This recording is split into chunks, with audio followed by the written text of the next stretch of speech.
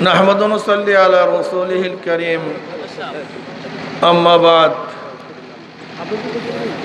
فأعوذ بالله من الشيطان الرجيم بسم الله الرحمن الرحيم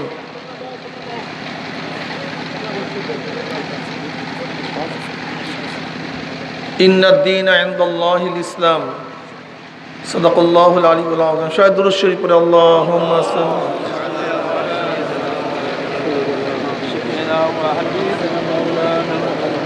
صلى الله عليه وعلى آله اللهم صل على سيدنا ونبينا وشفيعنا صلى الله عليه وعلى آله اللهم صل على سيدنا ونبينا وشفيعنا صلى الله عليه وعلى آله وأصحابه وبارك বসেন সবাই বসেন আল্লাহ পাকের শুকর যে মাওলাই কারীম আপনাকে আমাকে দুনিয়ার সমস্ত ফিতনা ফাসাদ থেকে পরিত্রাণ দিয়ে কোরআন ও হাদিসের মাজলিস আলেম ওলামা মুমিন মুত্তাকিন জাকিরিন শাকিরিনদের গুরুত্বপূর্ণ এক দামি মাজলিসে আসার বসার বলা শোনার তৌফিক দান করছেন শুকরিয়া দান সবাই বলে আলহামদুলিল্লাহ আলহামদুলিল্লাহ কেমন মাইক বুঝলাম না কিছু পিছন থেকে কোনো মাইক আছে নাকি এদিকে পিছন থেকে কোনো মাইক আছে মাইক ফিটিংই তো করতে পারেন না ভাই মাইকটা এখানে ফিটিং করা উচিত ছিল এই যে এখান থেকে সামনে কি অবস্থা বলেন তো আমি কোনো মানে তাল ঠিক পাইতেছি না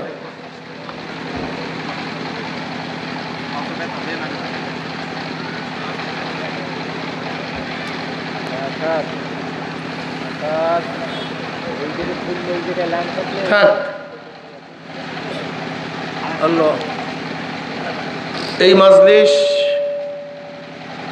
কমাও অনেক গুরুত্বপূর্ণ অনেক দামি আমাদের শায়খ ও মুর্শিদ আর বড় কমা মাইক ঠিক কর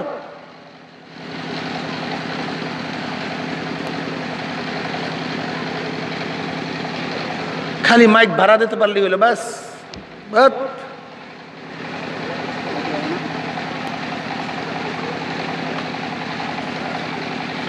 এখানে কি পাওয়ারের দরকার ছিল তোমার এখানে ট্রানজিস্টর লাগাইছো কেন ওই পাওয়ারই লাগাইছো কেন এখানে এটা দরকার ছিল এখানে পাওয়ার ট্রান্সফরমার এখানে দরকার ছিল এখানে কি দূর হ্যাঁ পৌঁছে তুমি ফিট করতা মাইক পাওয়ারে ফিটিং করে তুমি কোনোদিন সাউন্ড দিতে পারবা মানে ঘিলু নাই চালাইতে জানো না মাইক কমাও মাইক এইটা বাড়াও এখানে দেবে কতগুলো ওমের মেশিন দিয়ে এর মধ্যে পাওয়ার ব্যাস মানুষের জ্ঞানের এত স্বল্পতা কেন হবে আমি বুঝিই না কিছু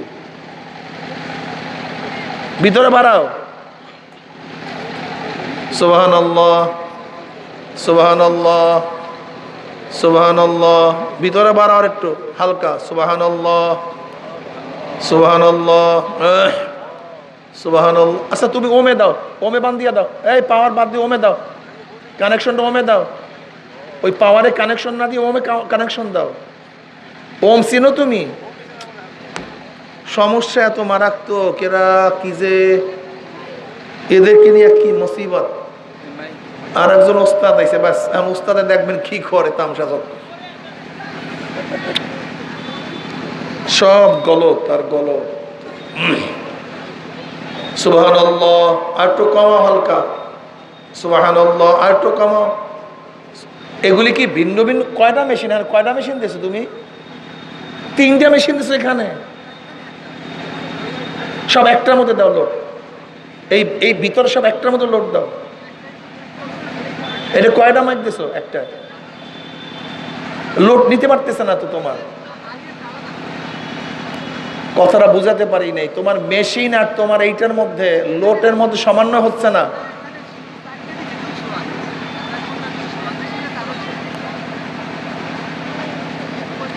বেড়া 4-15-200 ওই ওয়ার্ড আর এই ওমের লাগে, এটা তো ওম। ওটা ওয়ার্ড ভিন্ন জিনিস, ওম ভিন্ন জিনিস, পাওয়ার ভিন্ন জিনিস রে বাবা। এই মেশিনের মধ্যে 3টা জিনিস সম্পূর্ণ ভিন্ন। তুমি ভাবছো এখানে 16 ওয়ার্ডের বা 15 ওয়ার্ডের দিছ, ইউনিট দিছ, কাজী বাস 4-15 কত, এত তো 60 হয় তোমার পাগল হিসাবে।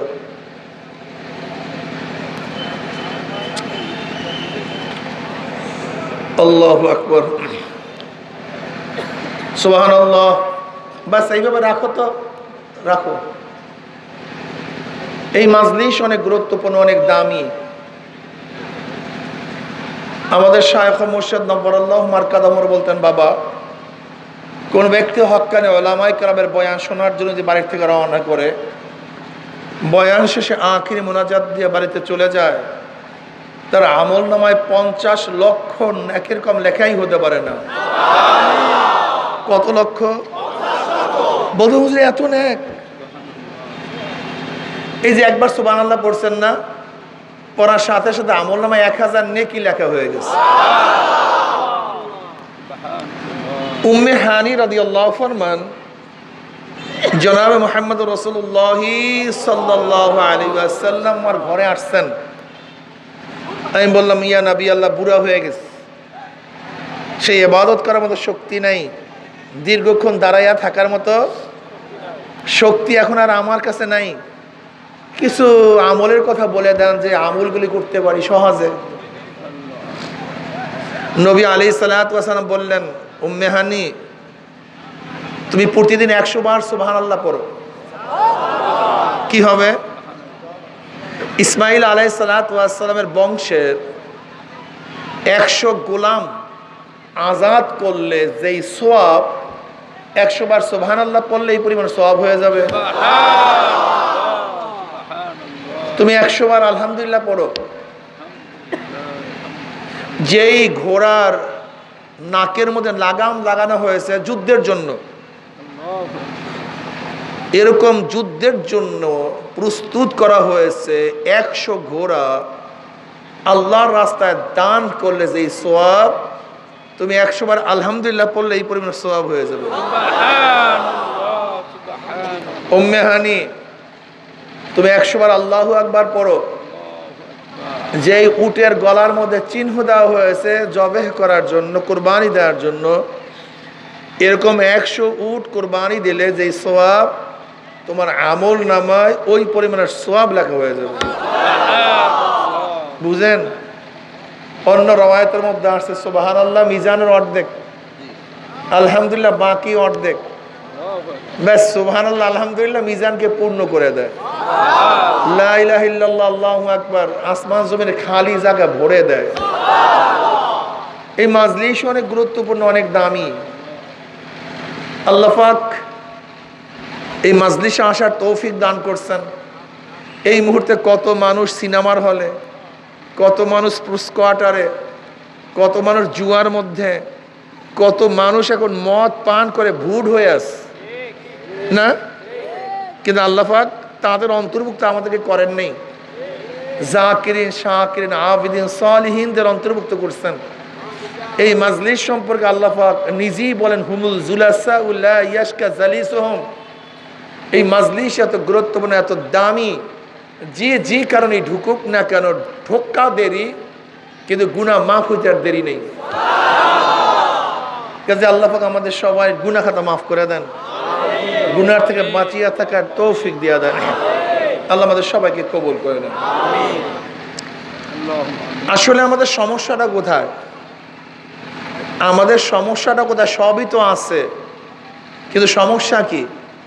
দেখেন, এখানে মাইক আছে, মেশিন আছে, হরেন আছে, ইউনিট আছে, ব্যাটারি আছে, সবই ঠিকই আছে, লেকিন আওয়াজ নিয়ে এতক্ষণ কথা বললাম কেন?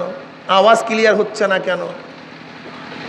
আওয়াজের ডিস্টার্ব কেন? সবই তো আছে ভাই, কারণটা কি বলেন তো কেউ? হ্যাঁ বলেন, বলেন সবাই।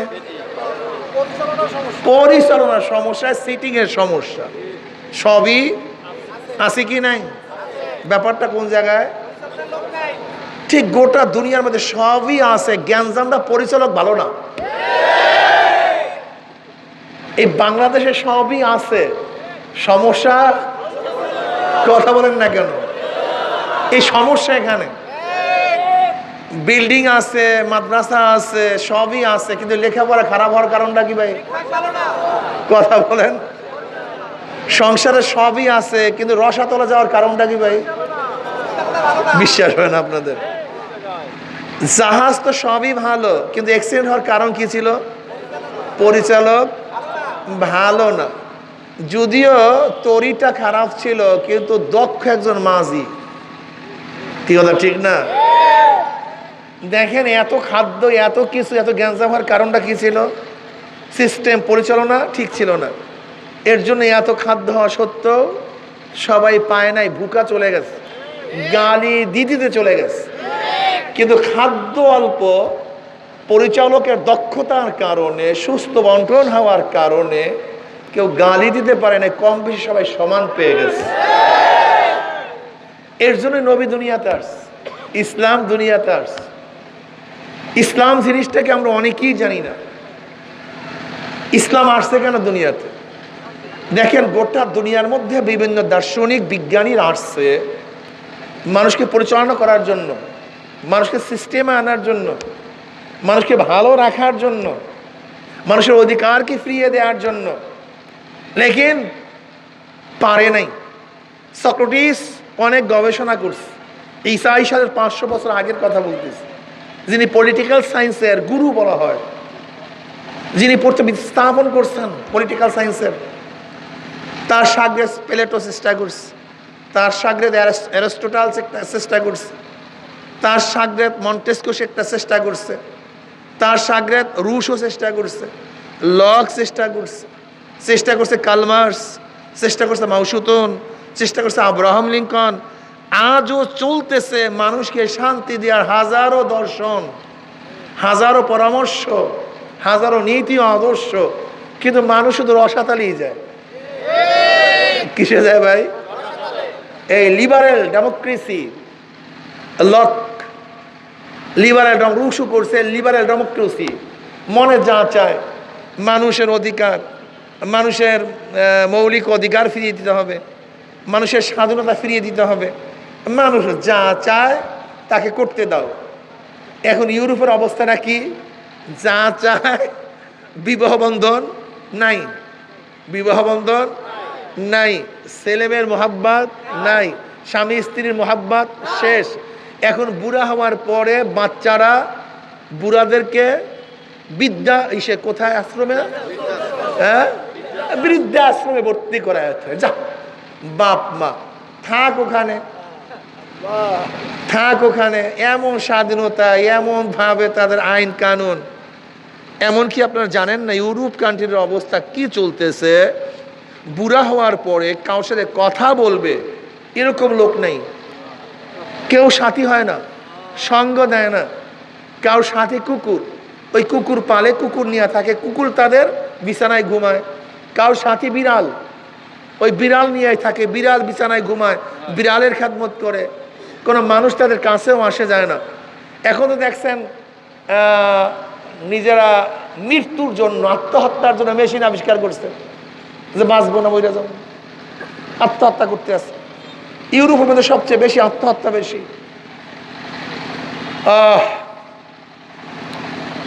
সব জারজ হয়ে যাইতেছে। শুধু তাই নয়, মানুষের নিজের ব্যক্তি স্বাধীনতা ছেড়ে দেওয়ার কারণে মেয়েরা বাচ্চা ধারণ করবে না, আমরা বাচ্চা নিতে পারবো না। ক্লিয়ার কাট কথা।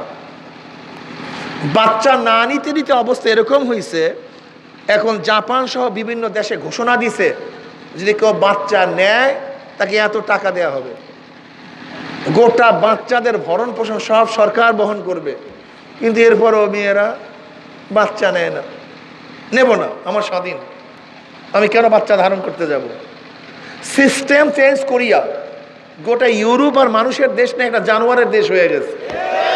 আমি ভুল বলছি? জানোয়ার না, জানোয়ারের চেয়ে অদম, জানোয়ারের চেয়ে খারাপ। কারণ একটা জানোয়ারের বাচ্চা মারা গেল, ওই মা সারাদিন ট্যাটা ট্যাটা করতে থাকে, চোখের পানি ঝরায়। একটা জানোয়ারের বাচ্চা মারা গেল, একটা বানর সারাদিন খায় না, ওই বাচ্চা নিয়ে দেখছেন কিনা আপনারা জানি না। একটা কাক মারা গেলে গোটা কাক সেখানে হুমড়ি খেয়া পড়ে। একটা কাক মারা গেল। মানিকজোর, যদি মানিকজোর একটা মরে যায়, নিজের জীবন যাবে কি যাবে না সেই টেনশন নেই, শুধু এই যেটা মারা গেছে তার গায়ে সে পড়ে, তার কাছে থাকে। কত আন্তরিকতা মোহাব্বত তাদের মধ্যে আছে। লেকিন এই মানুষরূপী জানোয়ারগুলি আমরা পাশ্চাত্যকে অনুসরণ করতে গিয়ে মোহাব্বত ভালোবাসা বলতে এখন আর কিছু নেই। কেমন? গোটা দুনিয়ার মধ্যে একটা কুকুর পাবেন না যে কুকুর তার বাচ্চাকে হত্যা করছে, যে কুকুরের মা তার বাচ্চাকে হত্যা করছে। গোটা দুনিয়ার মধ্যে শুয়ার পাবেন না যে শুয়ার তার বাচ্চা রেখে অন্য জায়গায় চলে গেছে। গোটা দুনিয়ার মধ্যে একটা সিংহী পাবেন না যে সিংহ নিজের বাচ্চাকে হত্যা করছে। নাই গোটা দুনিয়ার মধ্যে বাঘ যে তার বাচ্চাকে হত্যা করছে। সাপও নাই। লেকিন এই মানুষরূপী জানোয়ারগুলি নিজের হাতে নিজের বাচ্চা হত্যা করার ইতিহাস আছে কি নেই? নির্মমভাবে হত্যা করার ইতিহাস আছে। অনেক বাচ্চাদেরকে পানির মধ্যে ফেলে দিয়েছে, অনেক বাচ্চাদেরকে বালির চাপা দিয়ে মেরে ফেলছে। এরকম হাজারো হাজারো লক্ষ লক্ষ ঘটনা এই মানুষরূপী জানোয়ারের মধ্যে সৃষ্টি হওয়ার কারণটা কি? দিন ছেড়ে দেওয়ার কারণ, আর কিচ্ছু না। কারণটা কি ভাই? দিন। দিন। ইসলাম বুঝে না, ইসলাম কি জিনিস জানে না। আজকে গোটা দুনিয়ার মধ্যে মানুষের অধিকার ফিরিয়ে দেওয়ার জন্য কত পথ আবিষ্কার হয়েছে। Socialism, capitalism, communism, secularism, democracy, কত আইন। লেকিন কোনো আইন মানুষের অধিকারকে ফিরিয়ে দিতে পারে নাই। কিন্তু ইসলাম এমন একটা নীতি ও আদর্শের নাম যে ইসলাম প্রত্যেকটা মানুষের অধিকারকে ফিরিয়ে দিচ্ছে। আজকে যারা মহিলা স্বাধীনতার নামে চিল্লাচিল্লি করতেছেন, এই গোটা দুনিয়ার মধ্যে প্রথম মহিলাদের সবচেয়ে বেশি অধিকার, ন্যায্য অধিকার প্রদান করছে ইসলাম। এর আগে এত বেশি অধিকার কেউ দিতে পারে নাই। এরা পাশ্চাত্যেরও স্বীকার করে।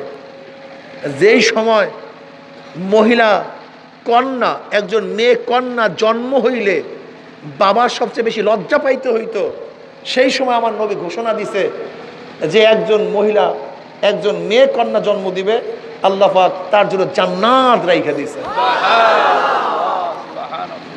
ওই সময় ঘোষণা দিছে মায়ের পায়ের নিচে জান্নাত। ওই সময় ঘোষণা দিছে যেই স্ত্রী তার স্বামীর পক্ষে সাক্ষী দিবে সে সবচেয়ে শ্রেষ্ঠ স্বামী। ওই সময় আমার নবী আলাইহিস সালাতু ওয়াস সালাম মেয়েদের জন্য সম্পত্তি, বাবার সম্পত্তির ভাগ বসায় দিস, স্বামীর মধ্যে ভাগ বসায় দিস। আমার নবী ইসলাম একজন মহিলাকে কত কত জায়গায় নেয়ামত দান করছে। স্বামীর অংশ আছে, বাবার অংশ আছে, মায়ের অংশ আছে, সন্তানের অংশ আমার মা আছে। দেখছেন অবস্থাটা? আজও আমাদের দেশের মধ্যে হিন্দুরা বাবার সম্পত্তির অংশীদার হতে পারে না, কিন্তু ইসলাম কত আগে অংশীদারি বসায় দিস। শুধু কি তাই, ইসলাম মহিলাদেরকে এত এত বেশি মর্যাদা দান করছে যেই মর্যাদা কোনো শেষ নাই, কোনো সীমা নাই। নবী আলাইহিস সালাম মেয়েদেরকে জান্নাতে যাওয়ার সহজ পদ্ধতি বাতায় দিছে। যার মুখকে হেফাজত করবা, লজ্জাকে হেফাজত করবা, লজ্জাস্থান হেফাজত করবা, তার জিম্মাদার, জান্নাতের জিম্মাদার কি হয়ে গেছে? আল্লাহ নবী হয়ে গেছে। সহজ ব্যাপার স্যাপার, একেবারে সহজ। ইসলাম গোলামদের অধিকার ওই সময় প্রতিষ্ঠিত করেছে যেই সময় গোলামের সাথে জানোয়ারের চেয়ে খারাপ ব্যবহার করা হয়েছে। ওই সময় গোলামদের মর্যাদা কোথায় নিয়ে গেছে? কোথায়? বেলাল হাবশী রাদিয়াল্লাহু তাআলা গোলাম জাত গোলাম, নিজেও গোলাম, বাবাও গোলাম, দাদাও গোলাম। হাফসার লোক, কালো কুচ্ছিত, 1 টাকার মালিক না, জায়গা জমি নাই। এই বেলাল হাবশী রাদিয়াল্লাহু তাআলা নিজেও গোলাম, বাবাও গোলাম। কিন্তু ইসলাম তার মর্যাদা কোথায় নিয়ে গেছে? আমার নবী বলেন, কিয়ামতের ময়দানে সমস্ত মানুষ উঠবে পায়ে হাঁটিয়া হাঁটিয়া, এদের বেলালে হাফসি কিয়ামতের ময়দানে উঠবে উটের পিঠে চড়িয়া। মর্যাদার অবস্থা বুঝেন? যখন গোলামদের কোনো দাম ছিল না, সেই মুহূর্তে হযরত ওমর ইবনে খাত্তাব রাদিয়াল্লাহু তাআলা আনহু বেলালে হাফসিকে ডাক দিলেন, সাইয়্যিদুনা বেলাল, আমাদের সর্দার, আমাদের নেতা বেলাল। অথচ তার কাছে নেতৃত্ব ছিল না, কিন্তু ইসলাম দিন পালন করার কারণে দুনিয়ার নেতৃত্ব না থাকলেও যে দুনিয়ার ক্ষমতার সর্বশ্রেষ্ঠ অবস্থায় ছিল ওমর ইবনে খাত্তাব রাদিয়াল্লাহু তাআলা আনহু, সে ডাক দিতেন আমাদের সর্দার বেলাল। এখানে কোনো গোলাম দেখার বিষয় না, বংশ দেখার বিষয় না, কার মধ্যে দিন আছে, ঈমান আছে, সেই সর্বশ্রেষ্ঠ হয়ে যাবে, সর্বশ্রেষ্ঠ। টাকা নাই, পয়সা নাই, কিন্তু আছে ঈমান ও ইসলাম, কি হয়ে গেছে? জোরে বলেন, দামি হয়ে গেছে, দামি হয়ে গেছে। ইসলাম দিস, ইসলাম। যে জমানায় খুন খারাপই ছিল, ইসলাম আসার পরে খুন খারাপই ধ্বংস করে দিয়েছে। বংশক্রমে মারামারি কাটাকাটি ইসলাম বন্ধ করে দিয়েছে। ক্ষুধার্ত মানুষের ক্ষুধা ইসলাম নিবারণ করছে। ইসলামী জগতের মধ্যে কোনো মানুষ ক্ষুধার্ত ছিল না। হ্যাঁ, সব সব পেট পুরাইয়া পুরাইয়া খাইত। হযরত আবু হুরায়রা রাদিয়াল্লাহু ফরমান, একদিন রেশমি রুমাল দিয়ে এরকম নাক সাফ করতেছে, রেশমি রুমাল দিয়া, আর কান্দেন আর বলেন, আবু হুরায়রা, তোর উপর থেকে এমন একদিন গেছে, ক্ষুধার্ত অবস্থায় রাস্তায় পড়েছিলি, মানুষ ভাবছে যে তোকে ভূতে পাইছে, মানুষ পাড়াইছে, ক্ষুধার্ত অবস্থায় ছিলি তুই, আজকে রেশমি রুমাল দিয়া নাক সাফ করতে আসস। ইসলাম। ওমর ইবনে খাত্তাব রাদিয়াল্লাহু জমানায়, ওমর ইবনে খাত্তাব রাদিয়াল্লাহু জমানায় মদিনার অলিতে গলিতে যাকাত নিয়ে ঘুরছে, লেকিন যাকাতকে গ্রহণ করবেন কোনো মানুষই নেই, সব ধনী হয়ে গেছে। যাকাত খাওয়া জায়েজ নেই, সব ধনী হয়ে গেছে। সব কি হয়ে গেছে? সব ধনী হয়ে গেছে। আরে মজাটা কি! আল্লাহু আকবার। হাফসা রাদিয়াল্লাহু তাআলা আনহু, হাফসা রাদিয়াল্লাহু তাআলা আনহুর কাছে 50,000 দিরহাম পাঠিয়ে দেওয়া হয়েছে। 50,000 দিরহাম, এই বছরে খাবা, এটা বরাদ্দ। হাফসা রাদিয়াল্লাহু বললেন, এতগুলি আমার কাছে পাঠাইছে কেন? অন্য অন্য অন্য নবীর স্ত্রীর কাছে পাঠাইলেও তো তারা বন্টন করতে পারতো, আমার কাছে পাঠাবার দরকারটা কি ছিল? তারাই বন্টন করে দিত। কয় না, সবার জন্য না, এ শুধু আপনার জন্য বরাদ্দ করা হয়েছে। এটা ওমর ইবনে খাত্তাব রাদিয়াল্লাহু, মাবি রাদিয়াল্লাহু জমানায় ইসলামের কাছে মুসলমান এত অর্থ, যে অর্থের শেষ নাই। হযরত হাফসা রাদিয়াল্লাহু বললেন, ওইদিকে তাকাইলেন না, চেহারা ঢাকিয়া নিলেন, কালি এগুলি কি করছো? এতগুলি টাকা আমার জন্য কেন আনছো? হ্যাঁ, আমার দরকারটা কি? উনি করলেন কি, বন্টন করতে করতে করতে সব বন্টন করে দেন, একটা টাকাও রাখলেন না।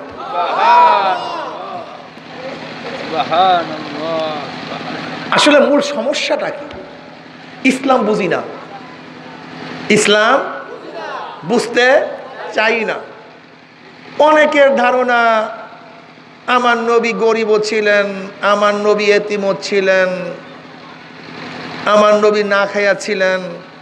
এই গজল শুনতে শুনতে শুনতে শুনতে ব্যাস, আমার নবী এতিমও ছিলেন, গরিবও ছিলেন। এখন কেউ যদি নবীর একটু শান ও মান সম্পর্কে বয়ান করে, একটু নবীর ওয়ারিসদের হাল হাকিকাত কিছু প্রদর্শনী করে, তখনই তারা ক্ষিপ্ত হয়ে যায়, হুজুর আপনারা রাগন কেন? আপনার রাগন কেন? আপনাদের রাগ কেন? কারণ সবাই কি শুনছে এতদিন? নবী এতিমও ছিলেন, গরিবও ছিলেন, না খেয়া ছিলেন, চিরা জামা গায়ে দিছে।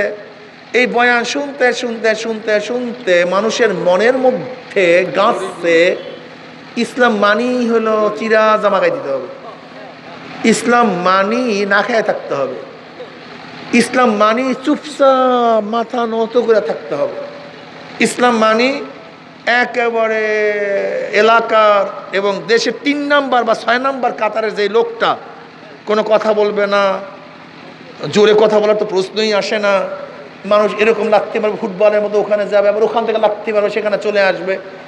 ওই নবীর ওই গরিবও ছিলেন, এতিমও ছিলেন, না খাইয়া ছিলেন, চিরা জামা গাইছে, এইটা মানুষের মাথার মধ্যে এমন ঢুকছে। এখন কেউ যদি একটু জোরে কথা বলে, নেতৃত্ব প্রদান করে, হাক ডাক মারে, এই দেশের প্রেসিডেন্ট হওয়ার স্বপ্ন দেখে গেলে এই দেখছো দুনিয়াদার হয়ে গেছে, এটা মাথার মধ্যে ঢুকছে। কি বলা ঠিক না? জীবনভর শুনছেন কি আমার নবী গরিব হয়েছে? কারণ আমার নবী যে প্রেসিডেন্ট ছিলেন এ বয়ান তো শুনি নেই। আমার নবী কি ছিলেন? খালি শুনছি গরিব। আমার প্রাইম মিনিস্টার ছিলেন এ বয়ান করি আমরা কোন? মনে করি নবী শানি এই বয়ান খাটে না। দিমাগ কোথায় গেছে পাগলের মতো? আমাদের দিমাগ কোথায় গেছে আপনি চিন্তা করতে পারেন? দিমাগের অবস্থা কি? মাথা কোথায় নিয়ে পুষছে? আমার প্রেসিডেন্ট ছিলেন না, প্রাইম মিনিস্টার ছিলেন না। বেশ ভালো কথা, আমার নবী গরিবও ছিলেন, এতিমও ছিলেন। কারণ আমার নবী কি প্রধান বিচারপতি ছিলেন না? হ্যাঁ, বেশ ভালো কথা, আমার নবী চিরা জামা গায়ে দিয়েছেন, কোনো সন্দেহ নেই। লেকিন আমার নবী কি সেনাপ্রধান ছিলেন না? বেশ ভালো কথা, আমার নবী নরমও ছিলেন, কিন্তু আমার নবী কি গরম ছিলেন না? মুহাম্মাদুর রাসূলুল্লাহ ওয়াল্লাযীনা মাহু আশিদ্দা, প্রথম গরম। আশিদ্দাউ আলাল কুফফার রুহামাউ বাইনাহুম তারাহুম রুকআন সুজদান ইয়াফতাগুনা ফাদলাম মিনাল্লাহি ওয়া রিদওয়ানা। গরম, আশিদ্দাউ আলাল কুফফার। কোরআন বলতেছে মুহাম্মাদুর রাসূলুল্লাহ ওয়াল্লাযীনা মাহু, মুহাম্মদ আল্লাহর রাসূল এবং তার সাথীগণের চরিত্র কি, গুণ কি, সিফাত কি? আশিদ্দাউ আলাল কুফফার, কাফের বেঈমান মুশরিকদের প্রতি খুবই মারাত্মক, খুবই গরম, খুবই শক্ত। কে বলছে? আল্লাহ। আল্লাহ কোরআনের মধ্যে বাতায় মুহাম্মাদুর রাসূলুল্লাহ ওয়াল্লাযীনা মাহু আশিদ্দাউ আলাল কুফফার রুহামাউ বাইনাহুম। গরম আগে, এরপর নরমের কথা বলছে। আগে বলছেন কি, এরপরে নরম। এখন দেখবেন আমরা যদি গরম হই, বলে হুজুর আমরা তো রাগ অনকা ঘটনা, হুজুর আমাকে রাগ কেন এত হুজুর, আমরা তো গরম কেন হুজুর? ওই দীর্ঘদিন পর্যন্ত মাথার মধ্যে ঢুকেছে আমার নবী নরম ছিলেন, নরম ছিলেন, মাফ করছেন, মাফ করছেন, মাফ করছেন, ব্যাস। কিন্তু আমার নবী সাজা এবং সাজা, হুদুদ এবং কিসাসের আইন বাস্তবায়ন করছেন, এই চিন্তা আমাদের মাথার মধ্যেই নাই। সমস্যাটা বুঝাতে পারছি? বাহরাইন থেকে আমার নবীর কাছে একটা শাল আসছে হাদিয়া হিসাবে, যে শালটার বর্তমানে দাম 1 লক্ষ টাকা। আমার নবী শুধু না খাইয়ে রান নাই, আবার খাইছেনও। কিন্তু কি বোঝেন নাই? আমার নবীর কাছে সবচেয়ে বেশি প্রিয় কোন খাদ্য জানেন? খাজুর সবচেয়ে দামি খাদ্য। ছাগলের পাঁজরের গোশ, সিনার গোশ, এটা নবীর কাছে সবচেয়ে বেশি প্রিয়। কি কথা ঠিক না? সারিদ আরবের মধ্যে সবচেয়ে দামি খাদ্য, এটা নবীর কাছে খুব ভালো লাগতো। আমার নবী দুধ পছন্দ করতেন। গোটা দুনিয়ার শ্রেষ্ঠ খাদ্য কি? দুধ। আমার নবী মধু খাইতেন। মধুর চেয়ে ভালো কোনো খাদ্য আছে? খালি শুনছে না খেয়ে, খালি শুনছে না খেয়ে। আমার নবী কি, আমার নবী কে, এটা বুঝতে হবে। আমার নবী একটা মডেল। বলেন কি? কি? একজন ব্যক্তি নিঃস্ব, কিচ্ছু নাই, গরিব, আমার নবীকে মডেল দেখবে যে আমার নবী তো গরিব ছিল, সমস্যা কি? আমিও গরিব, আমিও গরিব। একজন ব্যক্তি বিশাল ধনী, আমার চিন্তা করবে ভাই এত টাকা হইলো, আবার কোনো মডেল আছে? আমার নবী কথা বলেন না, ধনী 1 লক্ষ টাকা একসাথে আসছে আমার নবীর কাছে, 1 লক্ষ দিরহাম আমার নবীকে হাদিয়া দিছে। আপনি না নিয়ে নবী আল্লাহ, আবার আমার নবী সব বিলায় দিছে, ধনী। আমি কথাটা বুঝাতে পারি? ধনী ব্যক্তিদের জন্য আমার নবী মডেল। এক ব্যক্তি অসুস্থ, আমার নবী অসুস্থ ছিলেন, মডেল। আজকে যারা প্রাইম মিনিস্টার, প্রেসিডেন্ট এই চেয়ারে বসবে, তারা মডেল পাবে কোথায়? কথা বলেন না কেন? আমার নবী মডেল, যে আমার নবী প্রাইম মিনিস্টার, প্রেসিডেন্ট অবস্থায় দেশ কিভাবে চালাইছেন, প্রজাদের সাথে কি ব্যবহার করছেন। একজন প্রাইম মিনিস্টার, প্রেসিডেন্ট আমার নবীর থেকে মডেল পাবেন। মিসাল, একজন ব্যক্তি বিচারক, বিচারে আসিনে পড়ছে, প্রধান বিচারপতি, সে কোথায় মডেল পাবে, কার অনুকরণ করবে? আমার নবীকে দেখবে। আমার নবী কিভাবে বিচার করছেন, বিচার কার্য কিভাবে পরিচালনা করছেন। একজন সেনাপতি রণাঙ্গনে যখন যুদ্ধ করবে, তার মডেল কোথায়? কি কথা বলেন না কেন? আমার নবী যে যুদ্ধকালীন অবস্থায়ও জুলুম করেন নাই, যে সমস্ত মহিলারা অস্ত্র ধরে নাই তাদের আঘাত করেন নাই, যে সমস্ত বস্তির লোক অংশগ্রহণ করে নাই তাদের কি হামলা করে নাই, কোনো বাচ্চাদের হত্যা করে নাই, যে আত্মসমর্পণ করছে তার উপরে বিএনসি কতল করে নাই, বরং বদরের ময়দানে যে ইসলামকে উৎখাত করার জন্য এসে সমস্ত শক্তি নিয়ে সেই 70 জন কাফেরকে আমার নবী ছাড় দিয়ে দিস, ছাড় দিয়ে দিস, যা মুক্তি করে দিস। A model. একজন সেনাপতি রণাঙ্গনে যখন যাবে তখনও আমার নবীর মডেল দেখবে। যখন হত্যা করার জন্য উঠছে, বলছে লা ইলাহা ইল্লাল্লাহ, অমনি ছেড়ে দিয়েছে, এর নাম ইসলাম, যত বড় জুলুম করুক তওবা করছে, সাথে সাথে মাপ। আমার নবী দান করছে, যারা সকি তারা আমার নবীকে দেখবে কিভাবে দান করছে। আমার নবী আপ্যায়ন করছে, যারা দান করতে চায়, আপ্যায়ন করতে চায়, তারা আমার নবীকে দেখবে কিভাবে আপ্যায়ন করতে হয়। আমার নবী ব্যবহার, আখলাক, ইন্নাকা আলা খুলুকিন আযীম। যে ব্যক্তি দুনিয়াতে চলতে চায়, সমাজে চলতে চায়, সে আদর্শ কোথায় পাবে? সে আমার নবীকে দেখবে, তার আদর্শটা কিভাবে। আমার নবী উস্তাদ ছিলেন, ছাত্রদের সাথে কি ব্যবহার করতে হয় আমার নবীকে দেখবে। অর্থাৎ একটা মানুষ, সে গরিব হোক, ধনী হোক, শিক্ষিত হোক, মূর্খ হোক, সে সর্বোচ্চ ক্ষমতায় থাকুক না কেন, তখন তার কি অবস্থা, কি করতে হবে, এটার মডেল কে? খালি এতিম এতিম করিও না, খালি গরিব গরিব করিও না, আমার নবী মডেল। আমার নবী কি? যে যেখানেই থাকুক না কেন আমার নবীকে দেখবা, ব্যাস, আর কোনো টেনশন নেই।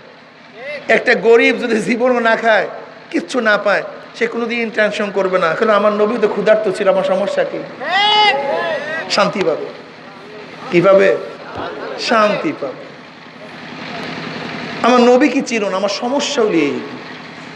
আমাদের ওলামায়ে কেরাম, সাধারণ মুসলিমরা নবীর ভালোবাসাকে কোনো এক জায়গায় নিয়ে এমনভাবে ঠেকায় দিছে যে এই কাজ করলি নবীর মোহাব্বত তার মধ্যে আছে, এই কাজ না করলে নবীর মোহাব্বত। সেটা কি?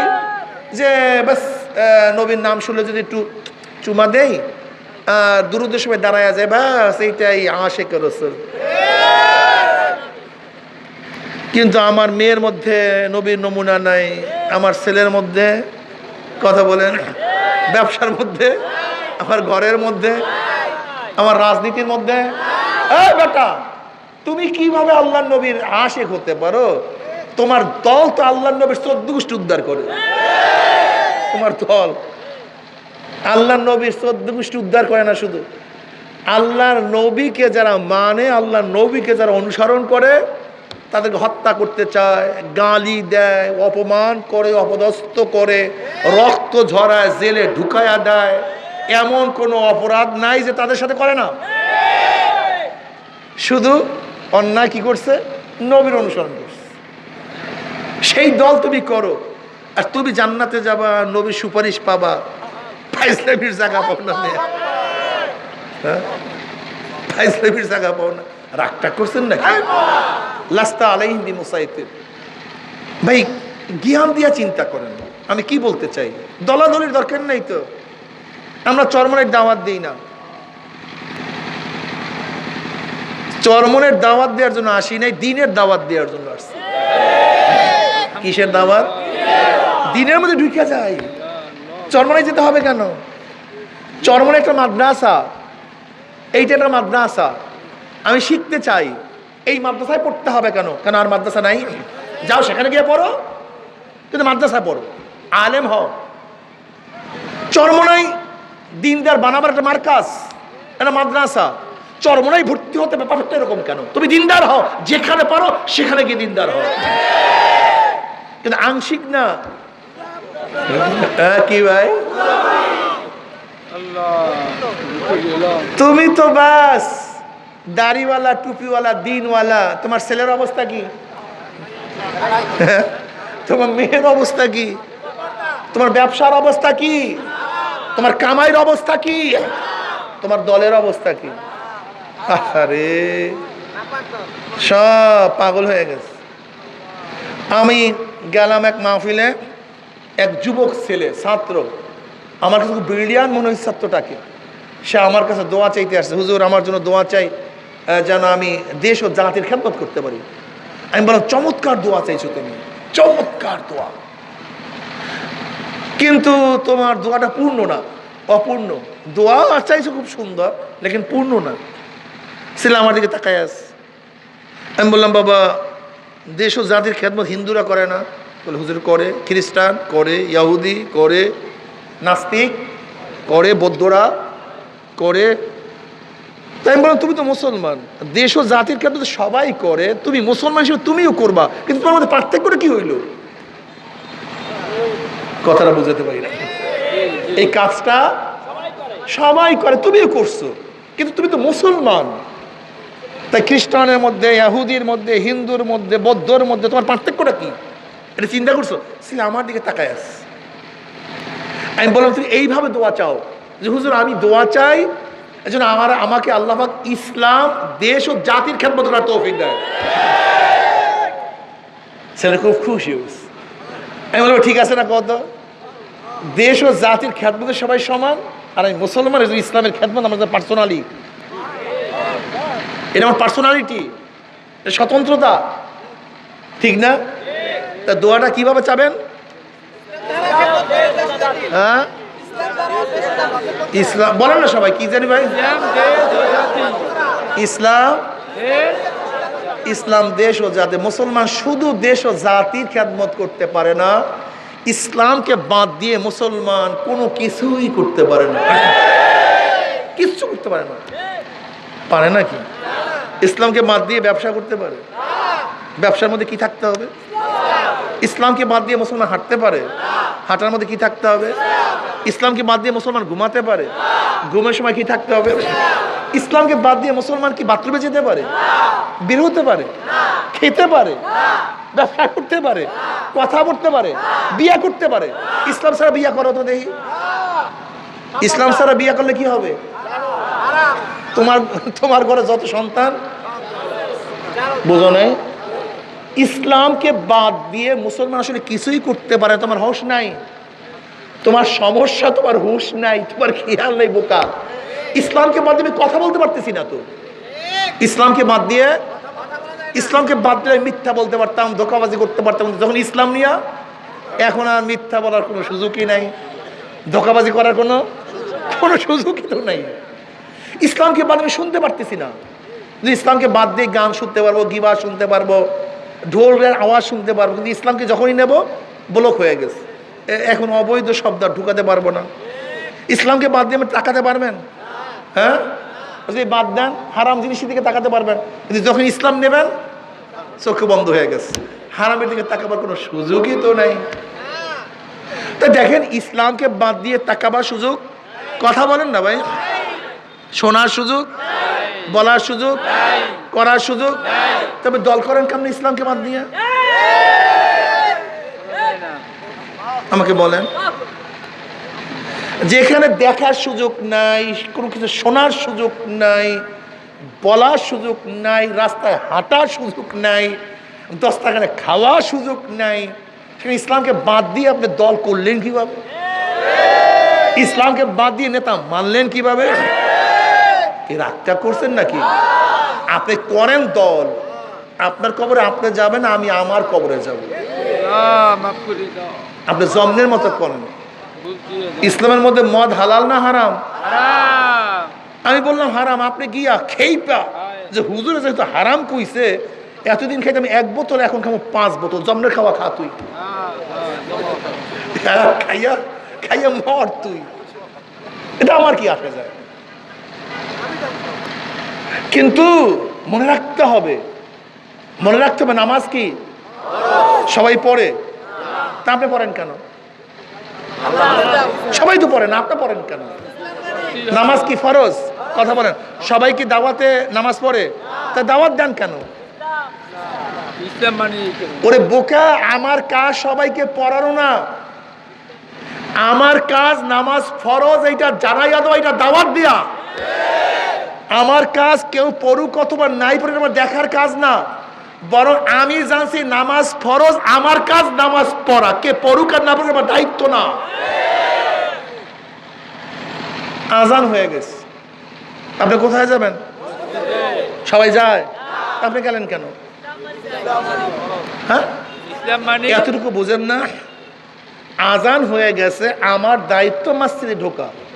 কেউ যদি না ঢুকে, আমার বাবা না ঢুকলে আপনি ঢুকবেন না, ছেলে না ঢুকলে, ফুফা না ঢুকলে, খালু না ঢুকলে, আপনার বন্ধু না ঢুকলে কেন ঢুকবেন? কেন বুঝেন না? বাংলা কথা বুঝেন না? কাজী আমার দলের মধ্যে ইসলাম নাই। আমার বাবা করুক, দাদা করুক, ছেলে করুক, নাতি করুক, 14 গোষ্ঠী, লেকিন আমি মুসলমান হিসাবে করতে পারি।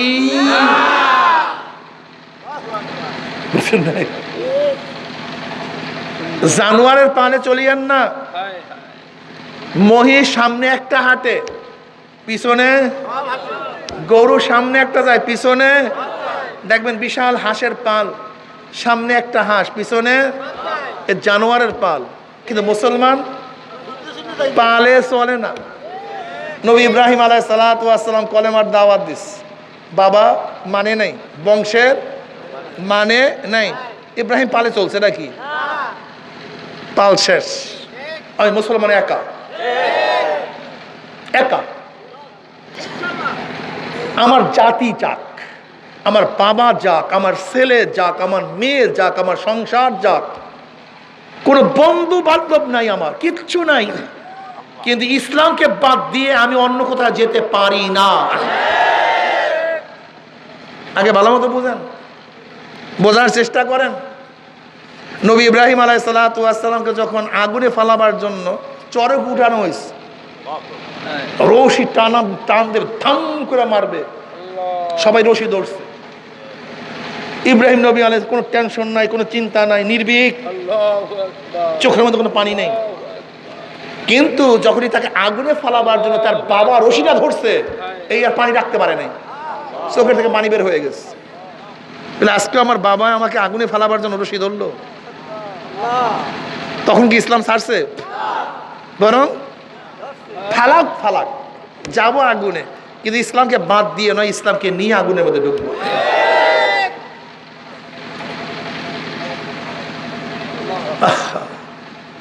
তারা কত ত্যাগ করছে দিনের জন্য, আমরা কি করতেছি? এটা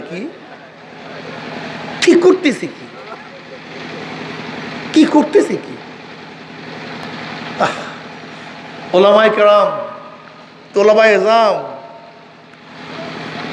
বুঝিয়া শুনিয়া মাওলার কবরে যাইয়া, একটু বুঝিয়া শুনিয়া। বিশ্বাস তো করছি আখিরাত একটা আছে, ঠিক না? বিশ্বাস তো করছি কবরের কিসসা কাহিনী, বিশ্বাস তো করছি মিজানকে, বিশ্বাস তো করছি পুলসিরাতকে। তা সমস্যা কি? বিশ্বাস যেহেতু করছেই, ভালো মতো করেন। হাসিবু ক্বাবলা আন তুহাসাবু, ওমর ইবনে খাত্তাব রাদিয়াল্লাহু আনহু ফরমান, হাসিবু ক্বাবলা আন তুহাসাবু, তোমার কাছে হিসাব নেওয়ার আগে তুমি তোমাকে হিসাব নাও। তোমার নামাজ পড়ার সংখ্যা বেশি, নামাজ কাজার সংখ্যা বেশি, তোমার রোজা রাখার বয়স বেশি না রোজা কাজার বয়স বেশি,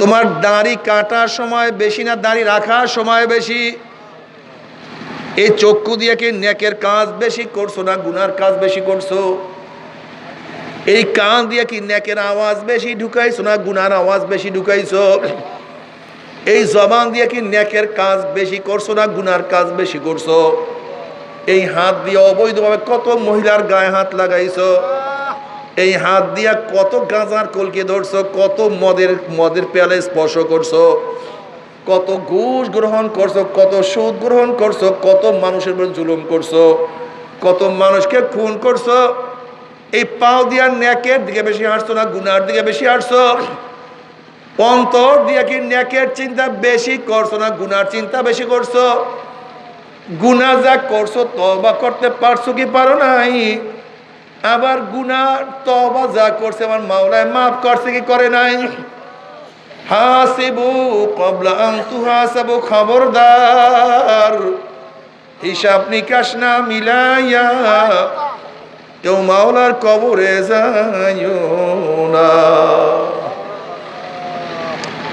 ও যুবক বাবা, মুরব্বী বাবা, ইস্তাফতে নাফসাক ইস্তাফতে কলবাক, তুমি তোমার কাছে প্রশ্ন করো, আমি আমার কাছে প্রশ্ন করি, কি নিয়ে রওনা করছো, কোথায় রওনা করছো, কি নিয়ে রওনা করছো, কোথায় রওনা করছো, বাবাই কোথায়, দাদাই কোথায়।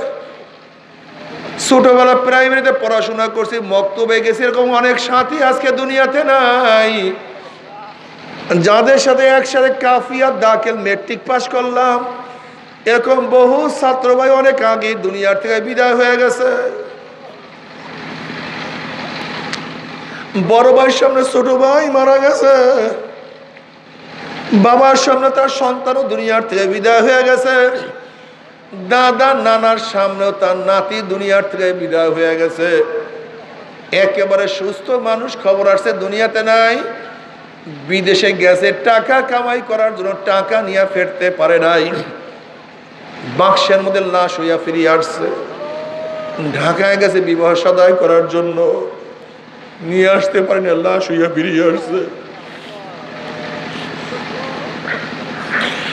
বরিশাল গেছে স্ত্রীর জন্য শাড়ি কেনার জন্য, কিন্তু শাড়ি নিয়ে স্ত্রীর কাছে আসতে পারে নাই, বরং তার জন্য কাপড়ের কাপড় নিয়ে আসছে। বাবারে,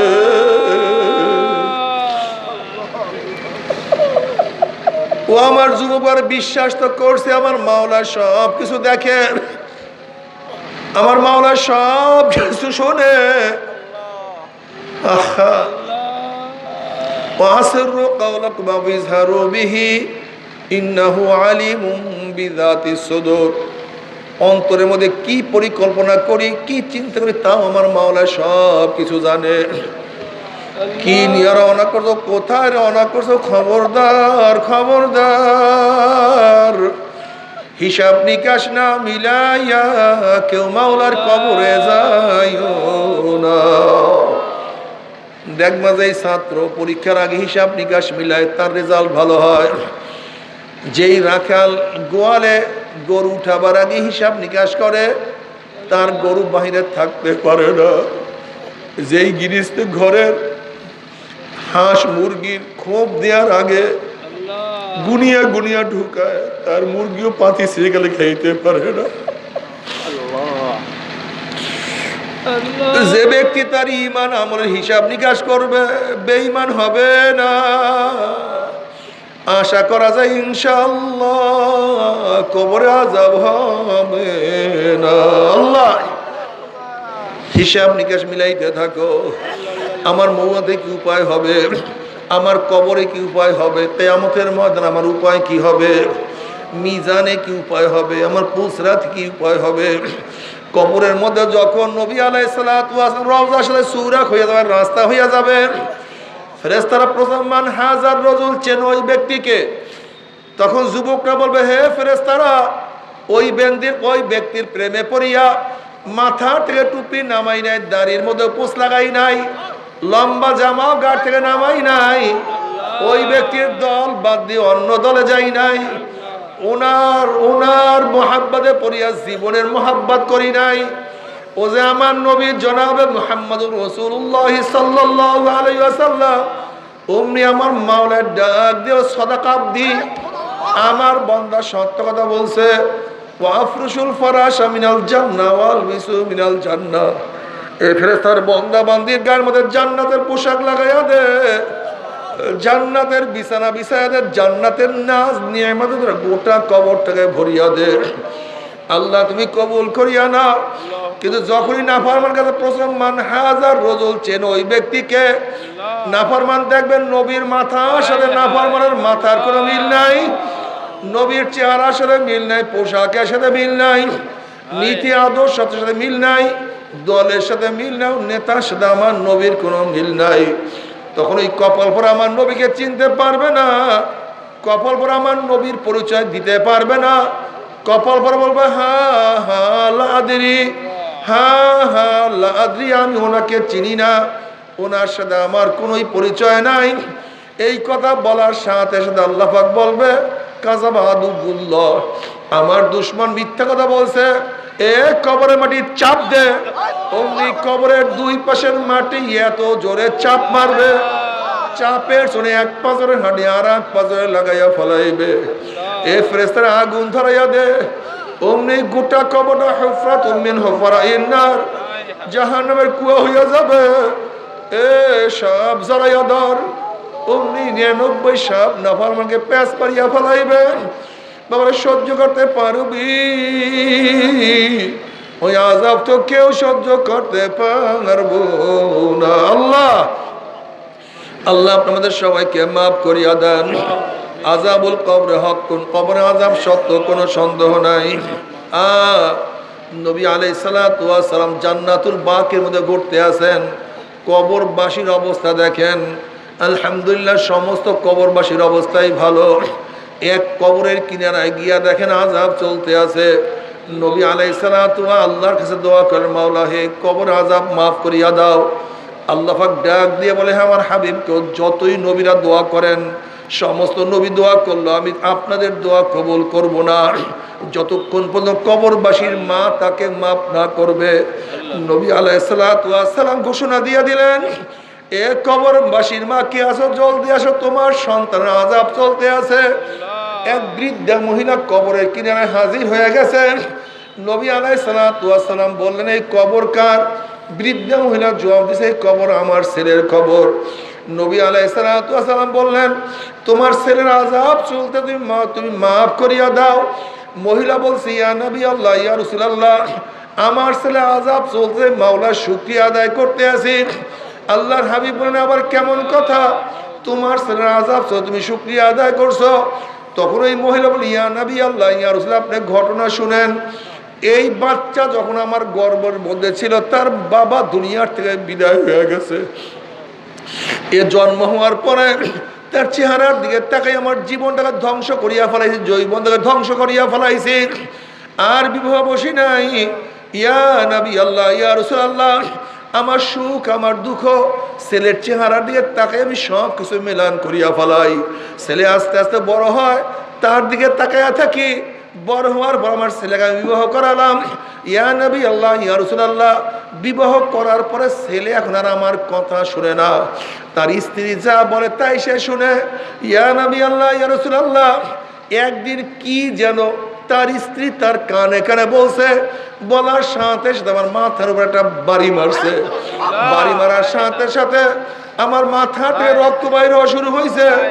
তখন আমি মাওলার কাছে বললাম, মাওলা রে, দুনিয়ার মধ্যে আমার সন্তানকে আযাব দিলে আমি সহ্য করতে পারবো না, কিন্তু কবরে নিয়ে আমার ছেলেকে তুমি ছাড়বা না। ইয়া নবী আল্লাহ, আমার দোয়া মাওলায় কবুল করছে, মাওলার শুকরিয়া আদায় করতে আছে। আল্লাহর হাবিব মাওলার কাছে বললেন, মাওলা রে, যতক্ষণ পর্যন্ত এই মহিলা তার ছেলের আযাব না দেখবে ততক্ষণ পর্যন্ত সে তাকে মাফ করবে না। আপনি একটা আযাব দেখাইয়া দেন। যখন এই মহিলা কবরের আযাব দেখা শুরু করছে, অমনি মহিলা চিল্লে আর বলে, ইয়া নবী আল্লাহ, ইয়া রাসূলুল্লাহ, আমি আমার ছেলেকে মাফ করিয়া দিলাম। ইয়া নবী আল্লাহ, ইয়া রাসূলুল্লাহ, আমার ছেলেকে মাফ করিয়া দিলাম। এই আযাব তো কেউ সহ্য করতে পারে না। আমার ছেলের শরীরের সমস্ত চামড়া খুলিয়া ফেলানো হয়েছে, গোটা কবরটা আগুনে ভরিয়া গেছে, এর উপরে গুর্জের বাড়ি।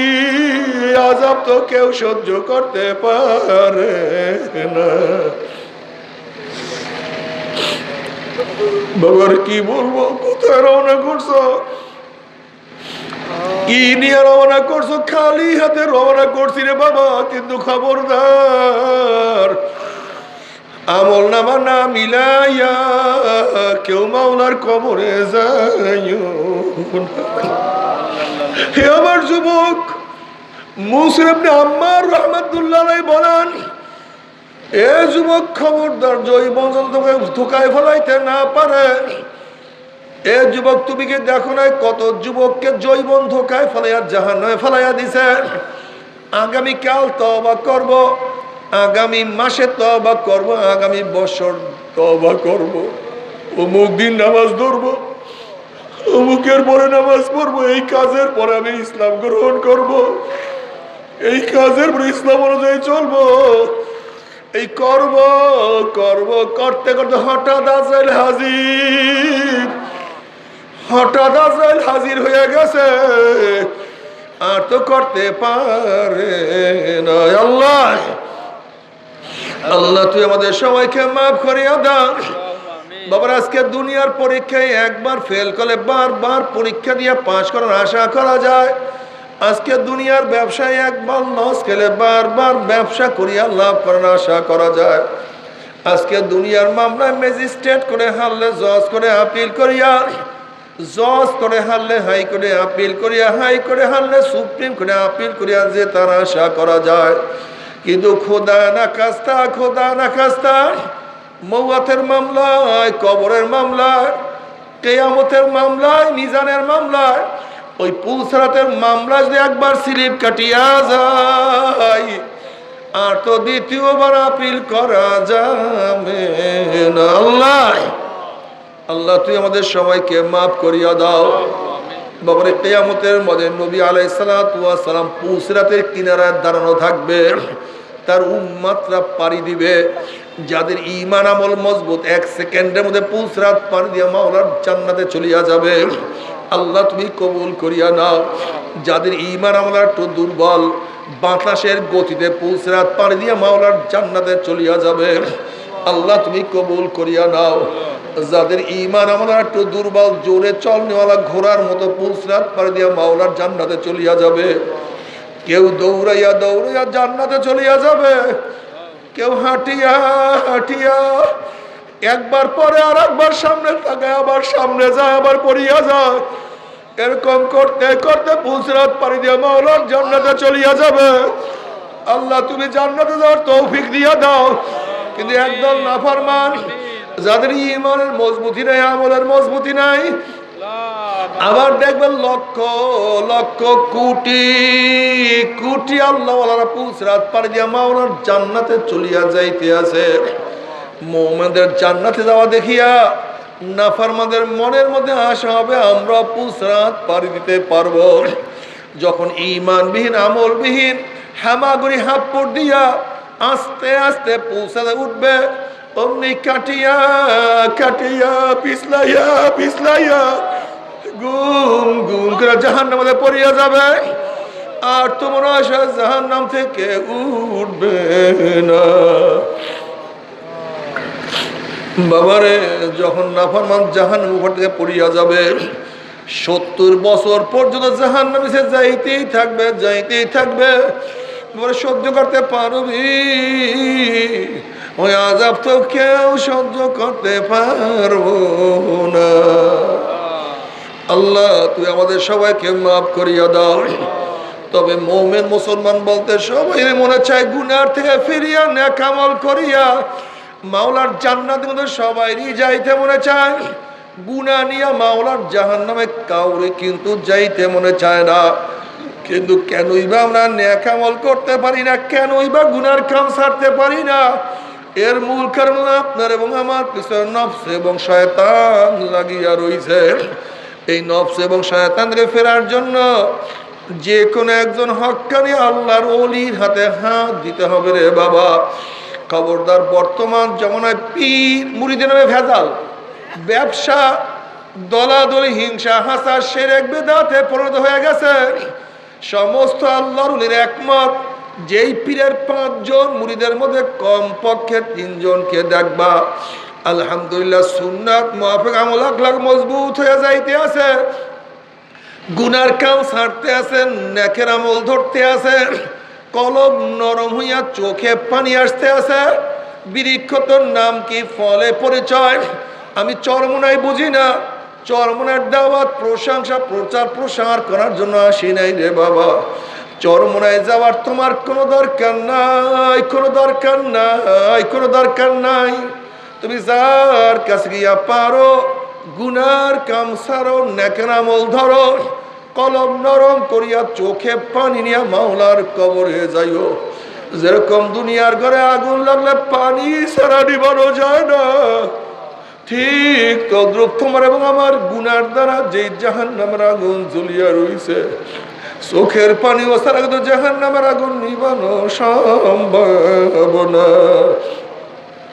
কাজী বাবা আমার জন্য দোয়া চাই, আমিও দোয়া করি যেন কিয়ামতের ময়দানে গলাগুলি বাঁধিয়া মাওলা একসাথে জান্নাতে যাওয়ার তৌফিক দিয়া দেয়।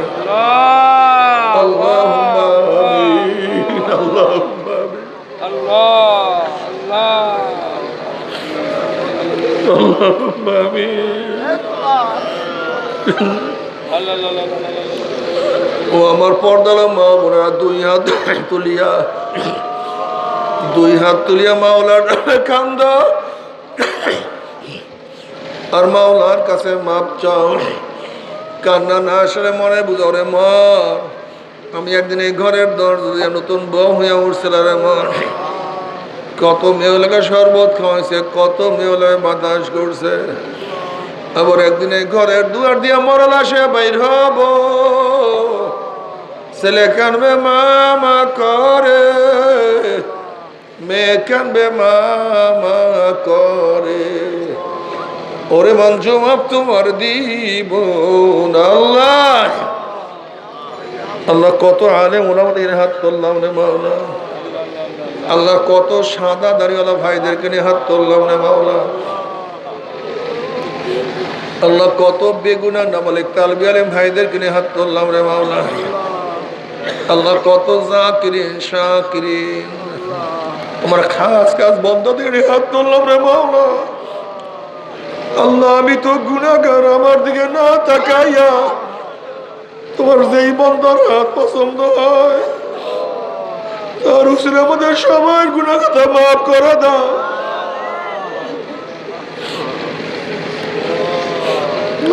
আল্লাহ মাফ করবাই না, ক্ষমা করবাই না, তাহলে তোমার বন্দার এখানে কেন আসছে?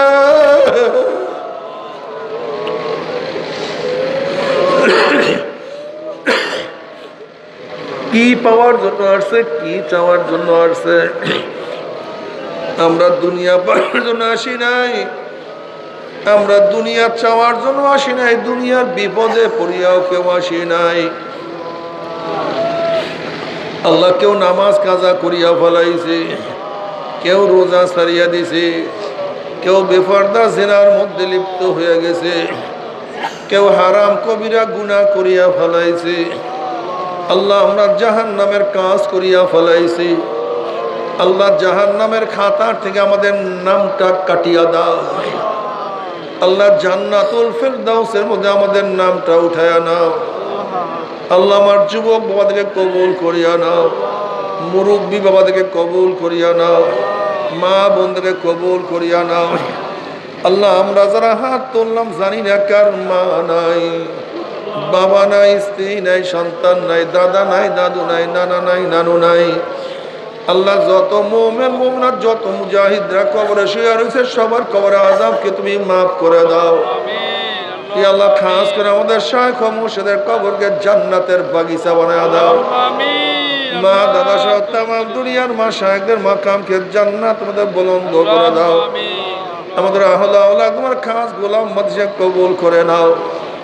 রব্বানা হাব লানা মিন আজওয়াজিনা ওয়া যুররিয়াতিনা قرة أعين واجعلنا للمتقين إماما رب ارحمهما كما ربياني صغيرا وصلى الله تعالى على خير خلقه محمد وآله وأصحابه وأزواجه وأتباعه أجمعين ارحمنا معهم برحمتك يا أرحم الراحمين.